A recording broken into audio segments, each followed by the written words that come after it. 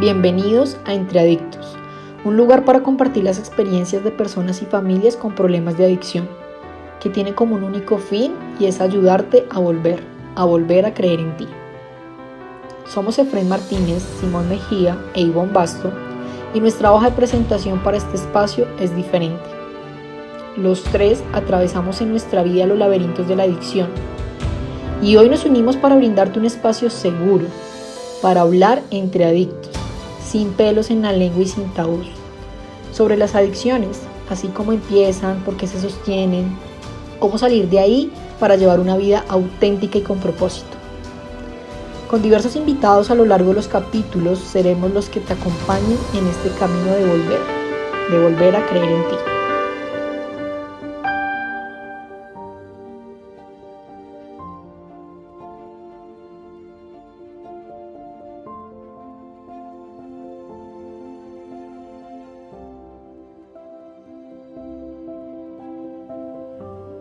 Hola a todos, bienvenidos a Entre Adictos, un capítulo más de nuestra línea de Volver del colectivo Aquí Ahora. Les habla Ivonne Basto y hoy tenemos una gran invitada y un tema súper especial para el Día de las Mujeres, teniendo en cuenta que ya se viene esta celebración. Queremos pasar un mensaje, alusión a las mujeres adictas. Y hoy tenemos una gran invitada, para mí es un honor presentarles a Alejandra. Ella es paciente de nosotros, egresada de la Casa de Tratamiento de la Casa de Adultos. Alejandra es profesional en relaciones internacionales, tiene 44 años, 17 años en adicción activa y hace poco estuvimos celebrando sus 7 meses en recuperación. Alejita, muy alegre de tenerte en este espacio. Gracias por aceptar la invitación en Entre Adictos y para mí es de gran felicidad y orgullo tenerte en este espacio. Bienvenida, Aleja. Hola Ivonne, muchas gracias. Gracias a ti por la invitación y gracias por permitirme tener esta conversación contigo que yo creo que es muy importante y siento que es muy valiosa para mi recuperación y espero que contribuyan algo también a la recuperación de más mujeres que tienen problemas con la adicción. En mi caso particular, con el alcoholismo, ¿no? Yo creo que desde que nos conocimos en el colectivo fue muy importante para mí encontrarte porque tienes esa pregunta y es si hay algo que es diferente entre los hombres y las mujeres en su proceso de adicción, pero también en su proceso de recuperación. Porque al final yo creo que de lo que tenemos que hablar acá es de la recuperación más que de la enfermedad, de cómo nos recuperamos, porque yo sí creo que nos recuperamos. Y eso es como que quería decirte de nuevo muchísimas gracias. Para mí sí que es un honor, de verdad, poder participar en este espacio. Así es, Alejita, y tenemos en común las dos la vivencia del alcoholismo y la adicción al sufrimiento, pero así como esa conexión de la que hablas en el internado, tenemos la visión y la posibilidad de vernos en relación al cambio. Como mujeres tenemos algo en común y no solo la enfermedad, sino las ganas de vivir bien, de conectarnos, de estar bien para nosotros, pero también para las personas que nos quieren. Y por eso quise invitarte hoy, Aleja, y les decía al inicio que es un especial para el Día de las Mujeres y, y también, pues, no solo para las mujeres, sino también para todas las personas que nos están escuchando, y que puedan a través de nuestra vivencia sentirse identificadas, pero también hablar de temas que muchas veces no se hablan en las familias, o porque como es mujer, o es mi hija, o es mi esposa, o es mi amiga, tapamos el tema de la adicción o desdibujamos que realmente tenemos una problemática en casa y que nos hacemos a veces los ciegos o los locos. Entonces siento que este es un espacio para las mujeres que también están pasando por la adicción activa, pero también para todas las familias y personas que se hacen a veces los de las gafas, Aleja, o, o lo que te decía, simplemente no le dan la importancia a este tema, que no implica si eres hombre o mujer, sino que la adicción toca a personas de recursos altos, de pocos recursos, como que la adicción no discrimina, quién eres, simplemente toca tu vida y te puede destruir o puede arrasar con tu vida. Entonces, antes de entrar en este tema que yo sé que va a ayudar a muchas personas, ¿quién es Alejandra? Démosles un poco cómo, cómo en estos 17 años, Aleja, transitaste la adicción activa al alcoholismo. Cuéntanos un poco. Bueno, a ver, lo primero que me gustaría, hay muchas cosas que me gustaría decir. Desde que me invitaste, he estado como reflexionando sobre lo que me gustaría decir ahora en un espacio como este. A ver, uno es que claramente la experiencia de todas las personas es diferente. Y también quiero decir ahí que no existen absolutos en términos de cómo lo viven las mujeres y cómo lo viven los hombres, pero sí existen diferencias, ¿no? Y también existen puntos en común. ¿Sí? ¿Qué ha pasado con María Alejandra, digamos, en estos 17 años?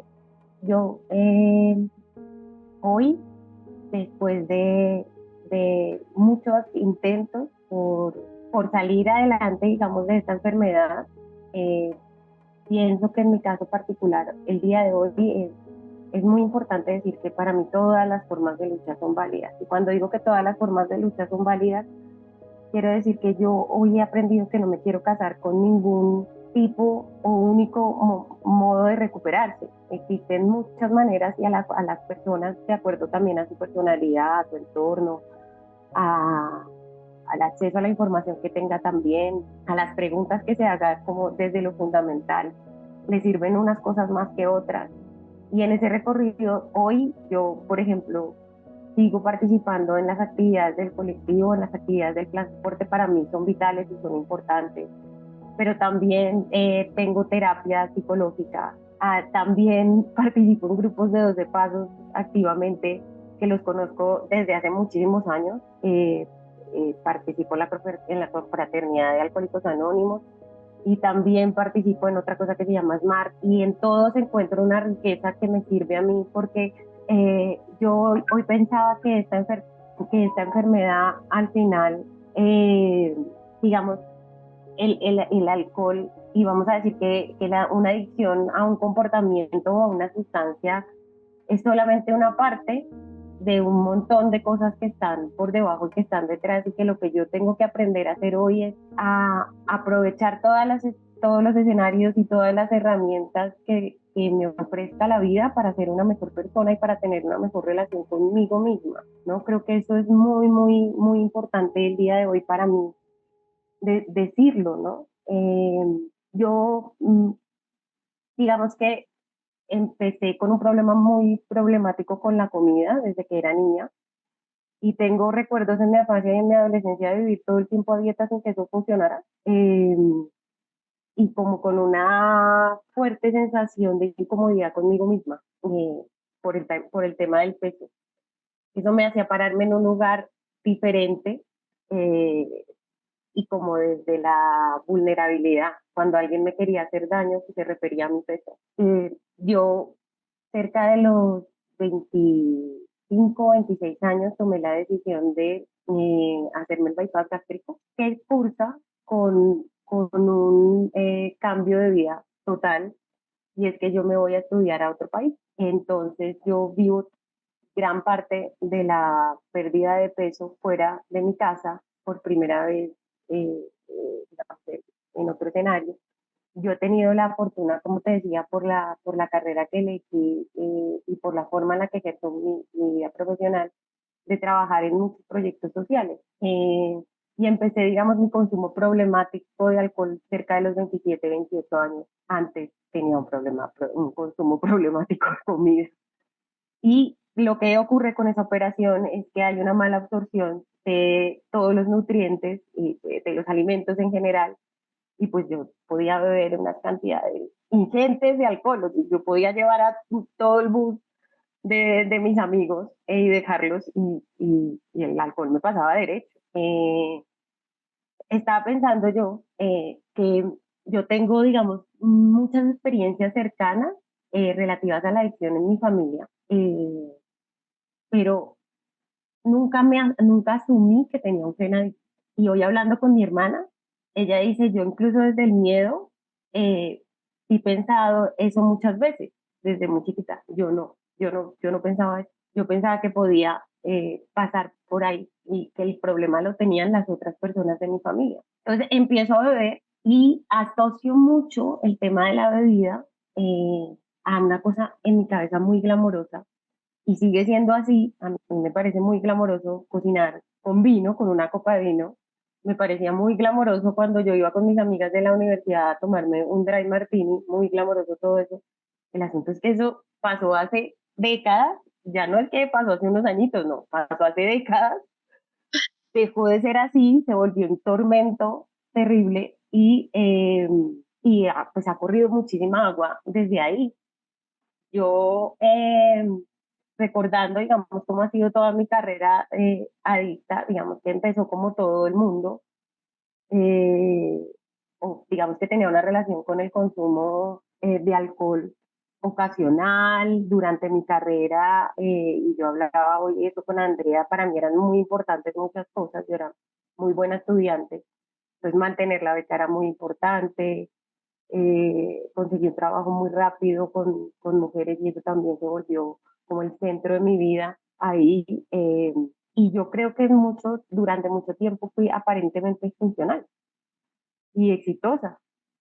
Y entonces yo podía seguir sosteniendo, yo creía que podía mantener oculto lo que era evidente o lo que después se hizo absolutamente evidente, tan evidente que en el último, antes de ingresar al colectivo, pues yo llevo años bebiendo muchos días, la mayoría de los días del año, con paradas, digamos, o porque estaba ingresada, o porque había tenido un accidente, o porque había salido y estaba un tiempo en recuperación, pero la mayoría del tiempo estaba todo bebiendo.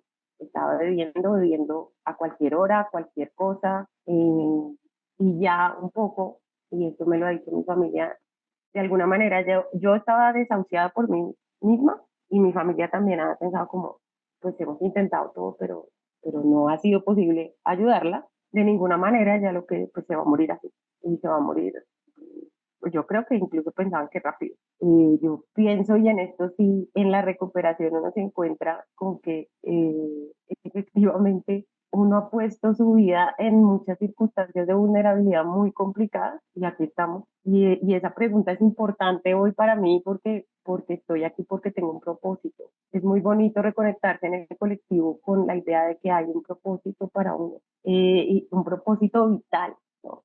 Y eso me lo dio de nuevo el colectivo. Yo entro muy triste, muy triste, muy triste.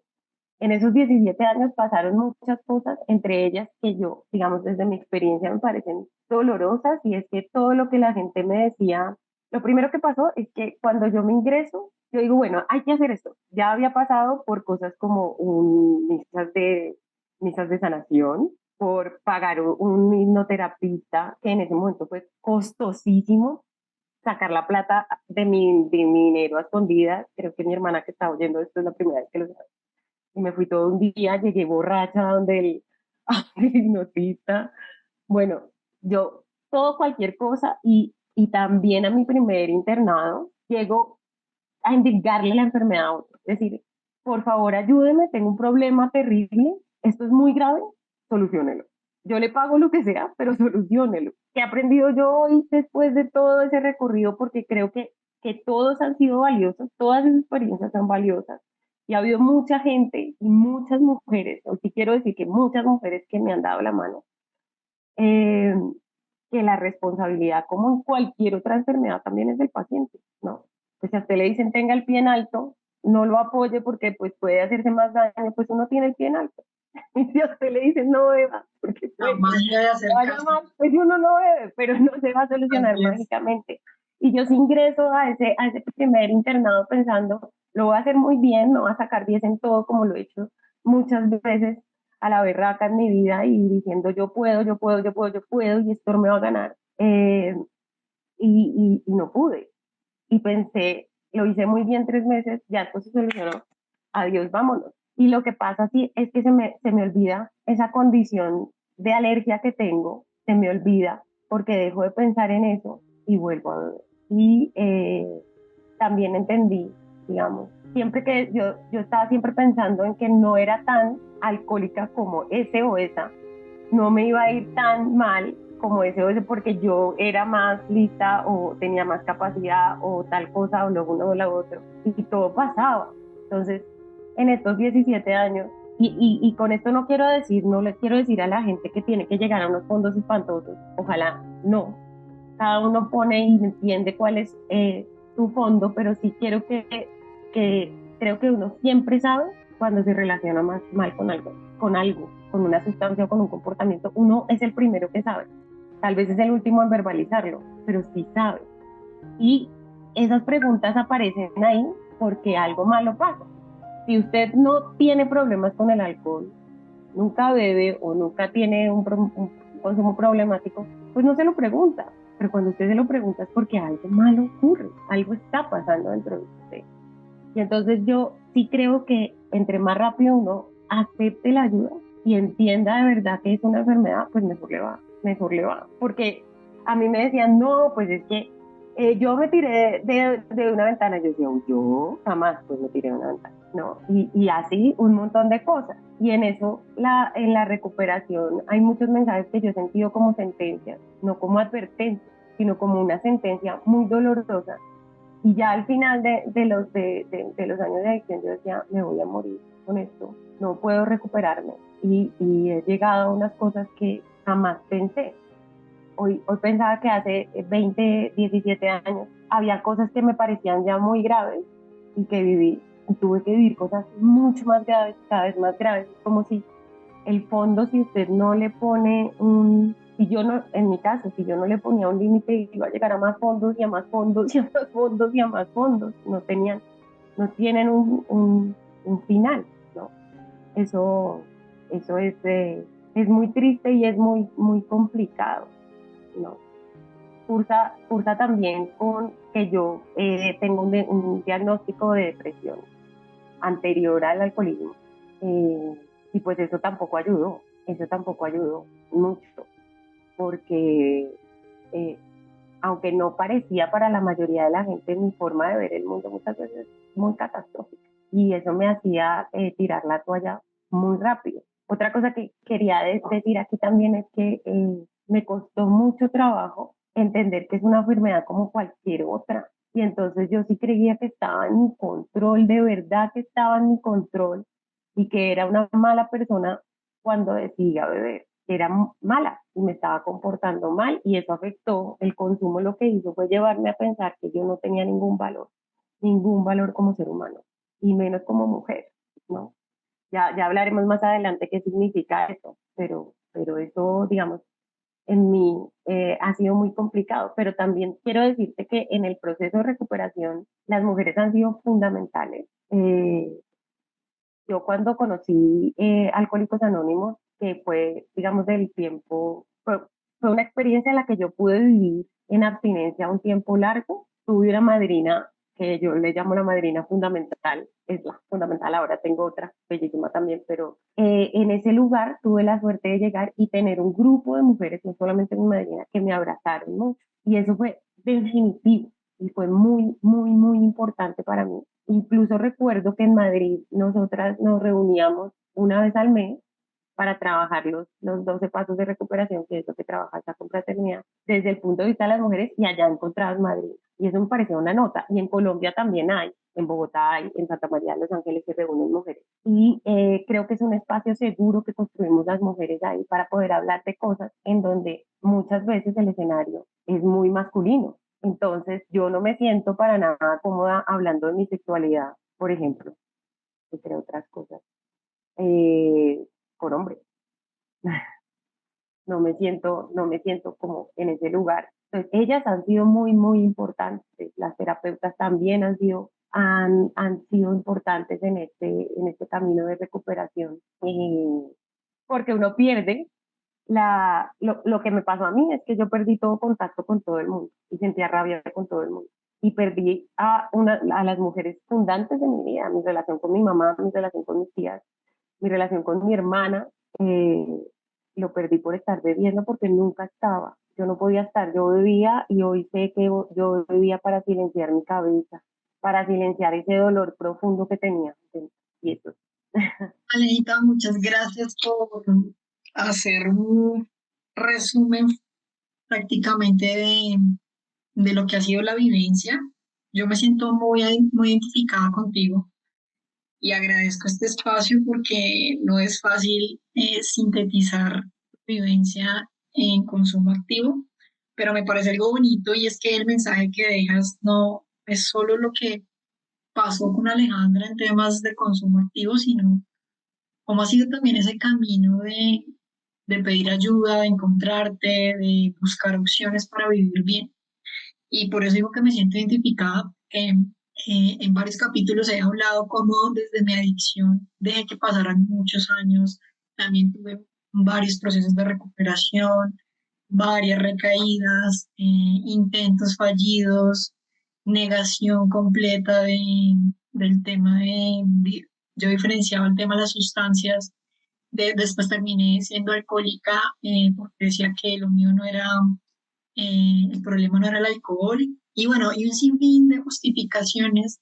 Entonces, al escucharte, pues también me siento identificada, que siento que el mensaje que podemos dejar hoy también es que, eh, o que a veces dejamos pasar también mucho tiempo, ¿no? Como que tantos años que yo a veces he hecho hacia atrás como mirando eh, y dejé pasar muchas oportunidades de poder estar bien y de parar, ¿no?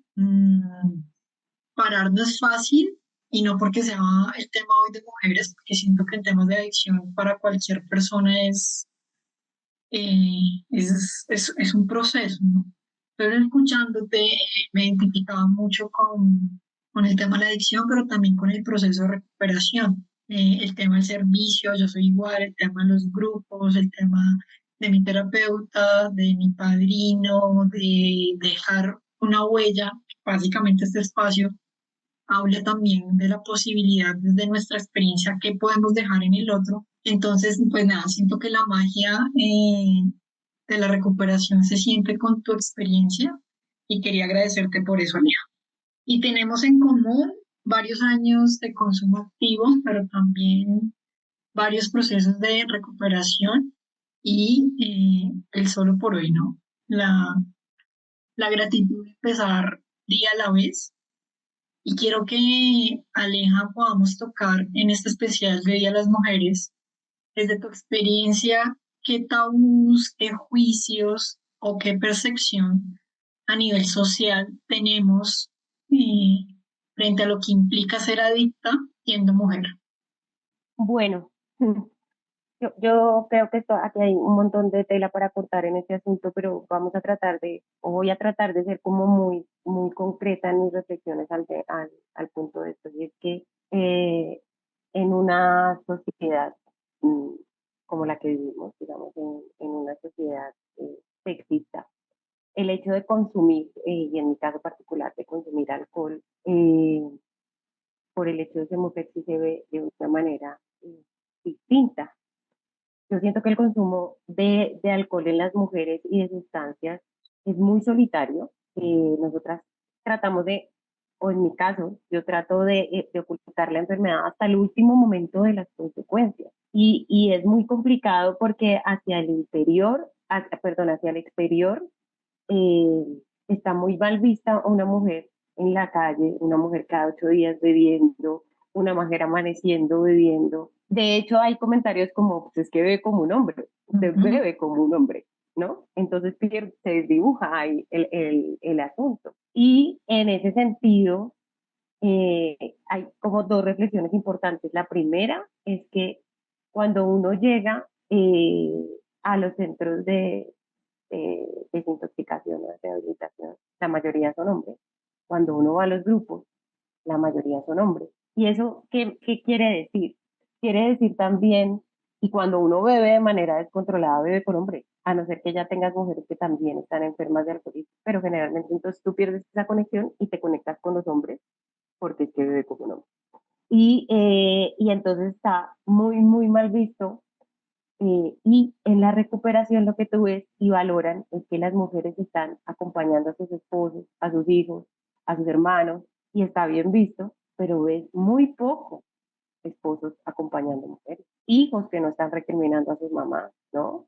Y es muy curioso, hoy hablando vuelvo al tema de conversar con otras mujeres, y eso lo voy a decir al final, en las recomendaciones, que los salones de 12 pasos y los centros de rehabilitación están llenos de hombres, y en Alcohólicos Anónimos, en Narcóticos Anónimos, en Sexólicos Anónimos, y Al-Anon, eh, Coda, están llenos de mujeres. Es como si las mujeres hubiéramos nacido para acompañar a los enfermos, pero no para enfermarlos. Yo Mm, quiero pensar sobre eso. buen Y ahí punto. hay una diferencia fundamental de cómo es nuestra propia lectura y nuestra necesidad de control, ¿no? Porque eso es muy complicado. Yo quería decir, por ejemplo, que uno podría pensar también que todas las mujeres beben o empiezan a beber por situaciones sentimentales, ya me va a explicar, y los hombres, por ejemplo, por estrés laboral o por tener una condición de poder, porque en sus negocios tomar está bien visto, ese tipo de cosas. No es que pase así, evidentemente hay hombres que también pueden tener un despecho profundo y se pongan a beber por eso, pero en el caso de las mujeres, creo que muchas veces las mujeres consumimos también y probamos otro tipo de sustancias o nos emborrachamos porque nos dicen desde el principio, bueno, pues mejor que aprendan a tomar mijita en la casa. Esto mi generación, yo creo que hasta mi generación, que ya esto ha ido cambiando y que las personas que son padres y madres ya a partir de mi edad ya hacen una reflexión diferente, pero a uno le decían como que para que aprenda a tomar mijita y no la vaya a emborrachar nadie, o no sé qué, o si demás, un poco era su visión desde el cuidado.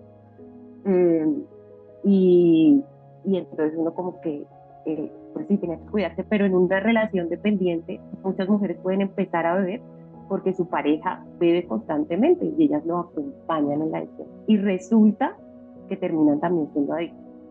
Lo acompañan porque se sienten seguras, porque ellas él las va a cuidar, porque pueden probar cosas al lado de un hombre que las va a cuidar, ¿no? Creo que está muy estigmatizado y también es muy solitario porque no está bien visto que uno salga a la calle a emborrachar. Ah, los hombres sí, pero una mujer borracha perdida es como una mujer que está dando papaya, que está expuesta. Y efectivamente estamos expuestas a un montón de cosas en un mundo en donde los hombres, muchos hombres, se aprovechan de ese escenario de vulnerabilidad en el que nos colocamos cuando bebemos. Creo que esas cosas son importantes. Cuando tú llegas en recuperación a escenarios donde es muy masculino, lo que te decía yo de la sexualidad es complicado hablarlo. Y por eso también tener mujeres terapeutas o madrinas en recuperación da una cosa maravillosa, y es que yo creo que te ayudan a recuperar los roles que has perdido y a reconectarte con otras mujeres, a crear una confraternidad de mujeres desde la recuperación, a volver a revisar tus relaciones con tu mamá, con tus hermanas, con tus tías, tu relación con las otras mujeres, ¿no? Eso creo que es un regalo también y que es muy importante. A mí me pasó en el colectivo algo que me decía uno de los terapeutas, el que lleva más tiempo allá.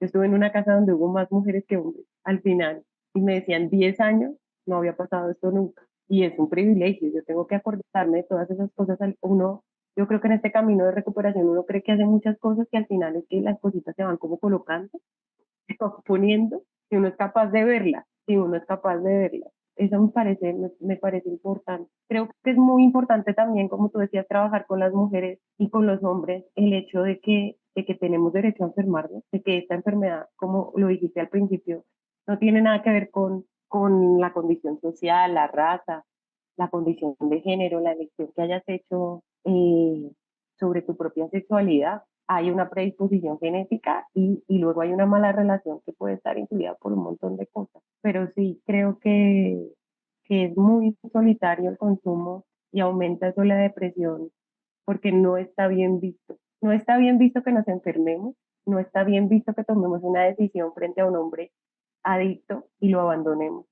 En cambio, al contrario, este man es muy triste por quedarse al lado de la esposa. Salga Mira, corriendo.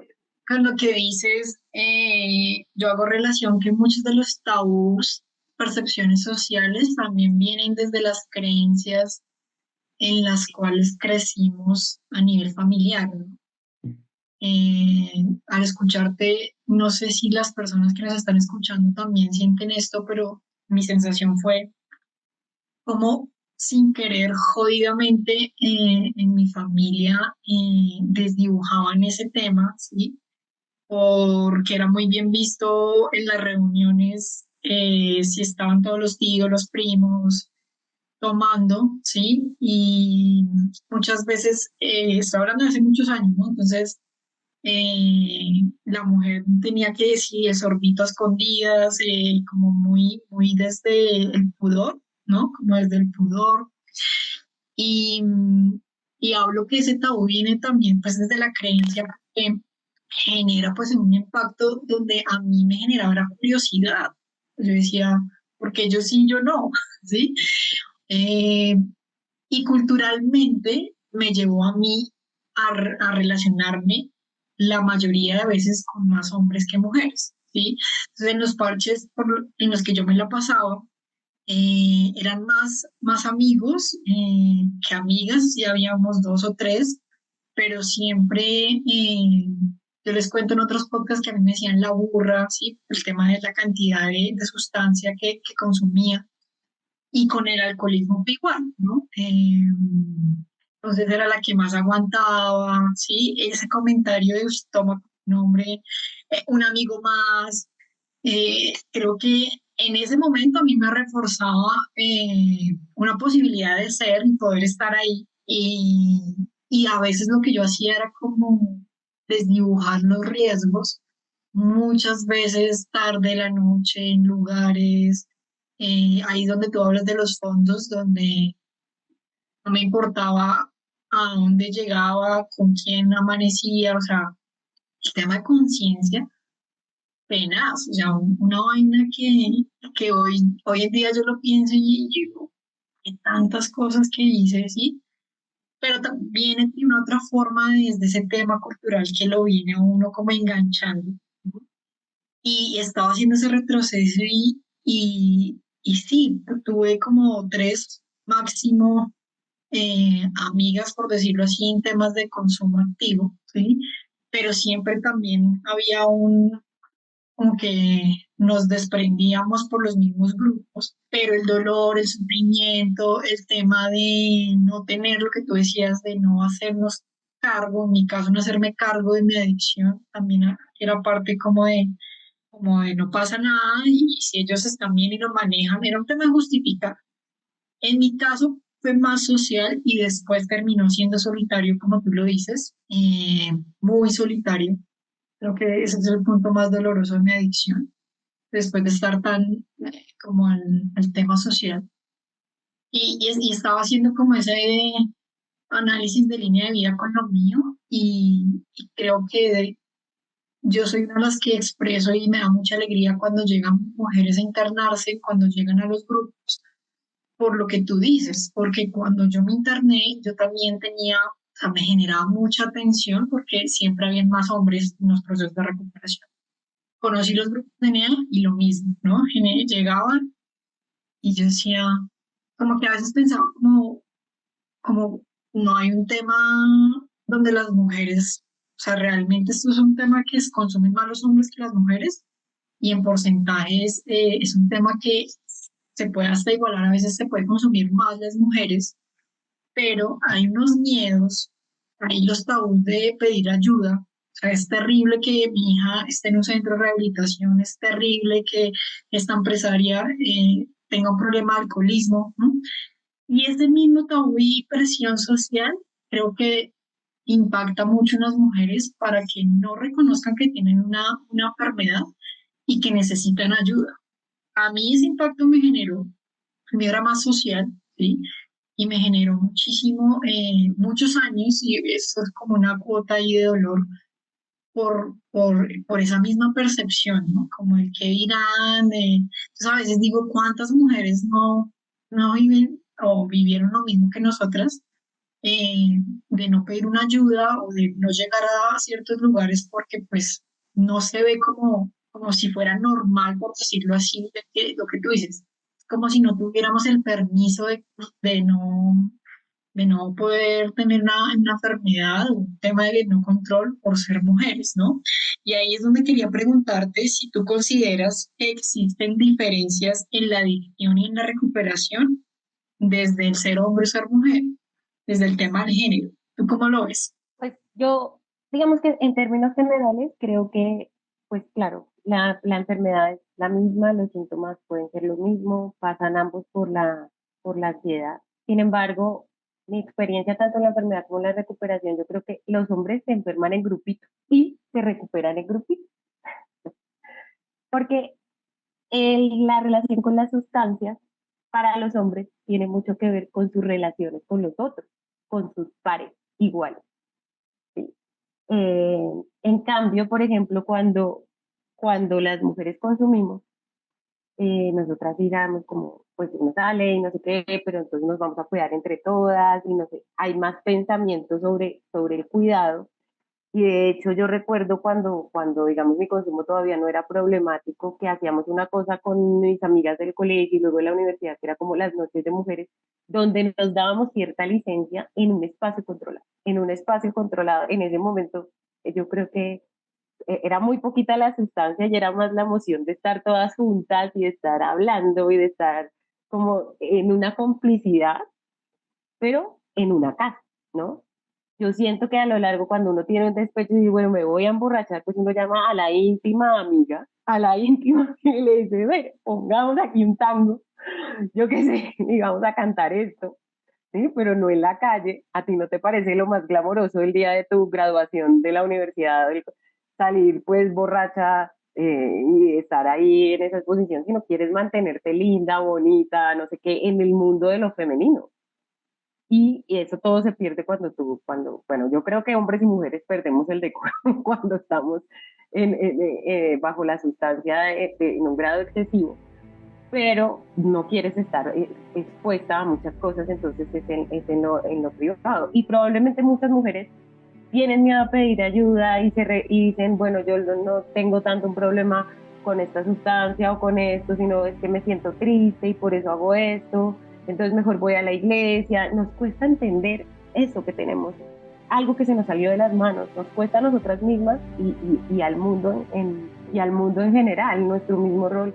No, pues es que yo soy la mamá y tal, ya los dejé acostados o ya los dejé cuidando. Yo he estado compartido con muchas madres ahí y esa necesidad de tener todo como en orden y puestecito es diferente y que la gente no sepa. Y en cambio los hombres, digamos, lo que pasa es que termina siendo el borracho y todo eso, pero están dentro de un mundo donde los demás consumen, tienen muchos amigos de consumo. Y cuando llegan a los grupos encuentran muchos amigos en recuperación y también se recuperan. Bueno, parce, ¿no? Entonces, ¿cómo nos vamos a levantar una vieja aquí? De que tenemos que hacer esto y talarín y tal. Y nosotras seguimos un poco solas, ¿no? Ahí. Eso es como lo que yo quería decir. ¿Y qué tema el de hoy, Aleja? Creo que hemos venido recorriendo las dos desde la vivencia en consumo activo, eh, ese dolor y todo lo que experimentamos como mujer, como mujeres, pero también creo que hemos hablado de lo mágico y lo bello que es conectarnos con un propósito en la vida cuando encontramos la posibilidad de cambiar y es cuando hablamos de un proceso de recuperación. Hoy hemos tocado un tema muy sensible que para muchos puede generar lo que hablábamos ahorita en temas de creencias y tabús y muchos juicios. Creo que, no sé, tratamos de resumir, entre comillas, parte de lo que significa este tema, pero es un tema que da para seguir hablando. Entonces, y quiero que cerremos este capítulo. ¿Cómo desde tu experiencia podrías dejar un mensaje a las mujeres que necesitan recuperarse, que nos están escuchando, se atreven de pronto a dar ese primer paso? Yo pienso que las dos más que nadie sabemos es esa sensación de saber que tenemos un problema, pero o no aceptarlo o no pedir ayuda. Entonces, ¿cuál es ese mensaje que podríamos dejar a esas mujeres que necesitan un proceso de recuperación? Bueno, pues bueno, varias cosas. Yo creo que es importante decir hoy, independientemente de si eres hombre o mujer, si hay una pregunta que pasa porque te estás relacionando mal con un comportamiento, con una sustancia, hay que pedir ayuda y hay que atender eso. y hay que atenderlo entre más pronto, entre más rápido, mucho mejor. Yo creo que eso es fundamental. Y como mujer, desde desde mi propia experiencia, hay cosas en lo práctico y hay cosas en lo más, digamos ya, en lo más espiritual. Creo que esta recuperación tiene mucho que ver sí, con una enfermedad que es física, pero con una enfermedad que es mental y que es emocional, y entonces hay que trabajar mucho esa parte espiritual y esa parte emocional como mujeres, porque nuestro cerebro es diferente al de los hombres, igual que nuestro cuerpo. Las mujeres entramos, o sea, tenemos menos capacidad para consumir alcohol en términos de resistencia, en términos generales. Eh, yo quiero decir, desde lo práctico, cosas sencillas. Yo descubrí que en mi ciclo, una semana antes, o sea, en mi ciclo premenstrual, por ejemplo, una semana antes yo me siento más ansiosa y yo tenía recaídas y relaciones con el consumo mayores ahí, entonces yo tengo que estar más alerta y eso lo habla. Finalmente, como el mensaje, yo valoro mucho estos 7 meses porque me ha vuelto a conectar con otras personas, con otras mujeres. Y antes de grabar esto, le pedí el favor a mujeres que llevaban mucho tiempo en recuperación de que me contaran cómo había sido su experiencia y de que me compartieran eso. Y he tratado de dar el mensaje que ellas me dieron a lo largo de esta entrevista, pero al final creo que es muy importante decir que en la recuperación se restablecen los lazos con los otros y se restablecen los lazos con las mujeres que tenemos alrededor y que eso es una bendición. Que tenemos todo el derecho de cambiar de roles y de asumir, de sentir y exigir el apoyo de los hombres que están en nuestra familia y de pedirlo también, ¿no? Me parece muy importante que al final sí hay una recuperación, sí nos recuperamos, más allá de la enfermedad que es muy dolorosa, muy larga, muy triste, nos recuperamos en la medida que podemos ver gente recuperada. Y yo quiero ver mujeres recuperadas y necesito más mujeres en recuperación para poder saber cómo se vive como una mujer en recuperación, ¿no? Cómo me relaciono. Eso es importante y por eso los escenarios de mujeres adictas que están en recuperación son muy valiosos porque me dicen, ah, así es que es una mamá en recuperación, así es que es una hermana, así es que se sostiene una relación emocional con un hombre que no es adicto y yo que he sido adicta, entonces, ¿qué es lo que espero y qué es lo que quiero? Y eso me lo dan mujeres que llevan un camino más avanzado, hombres también, pero yo quiero saber cómo viven las mujeres ahí. Y lo último que quiero decir, y me parece muy importante, esto lo aprendí en el colectivo y me lo dijo hoy Andrea, a mí me dijeron en el colectivo, Aleja, hay una parte luminosa de los seres humanos que nunca muere. Y eso fue un regalo maravilloso para mí, porque mi personalidad, lo que pasó fue que me alejó de todo el mundo, me dejó absolutamente sola, me quitó mi valía como ser humano en mi cabeza.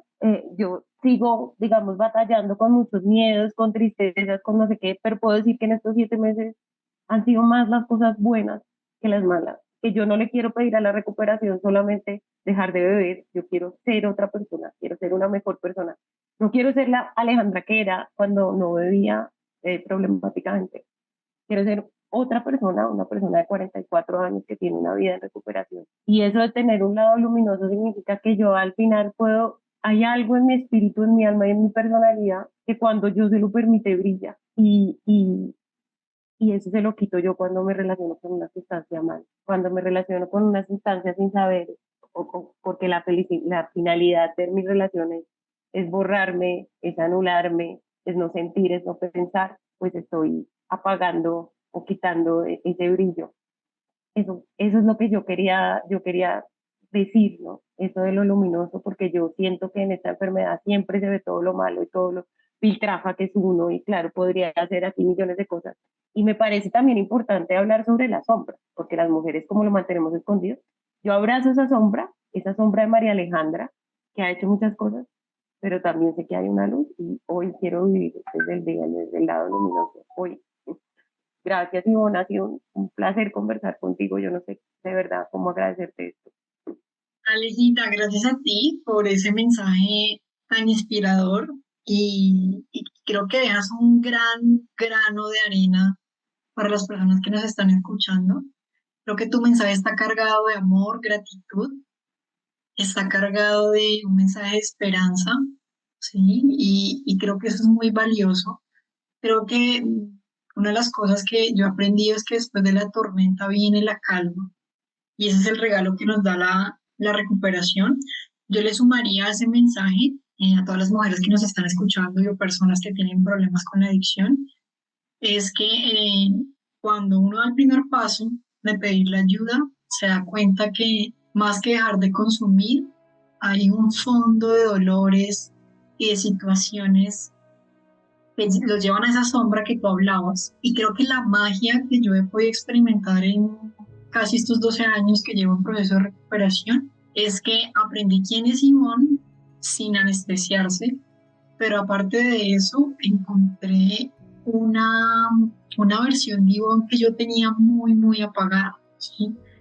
Yo creo que estos años de recuperación, Aleja, me ha dado la posibilidad de ser, de generar vínculos, de conocer mis emociones, de conocer mi forma de ser, de también desde el tema de equivocarme, o sea, como me ha generado la posibilidad de ser, que creo que eso es un regalo gigante. Entonces la invitación, básicamente para cerrar, es que se vale equivocarse, se vale ser mujer, pero también se vale dar un paso diferente a ese mundo oscuro del que tú hablas y encontrar la libertad en un proceso de recuperación. Así que espero que nos sigan acompañando en estos capítulos de Entre Adictos y Aleja, esta es tu casa, te seguiremos invitando cualquier tema que podamos tocar y ayudar a muchas personas, están las puertas abiertas de Entre Adictos. Ivonne, muchas gracias. Siempre hay luz en todas las personas. Es lo que quiero que siempre hay luz. Entre Adictos, nuestro podcast de adicciones. Desde la marca Volver y los programas del colectivo Aquí Ahora, estaremos con ustedes todos los domingos. Así que si te identificaste y te gustó el episodio de hoy y crees que le puede ser útil a alguien, por favor compártelo.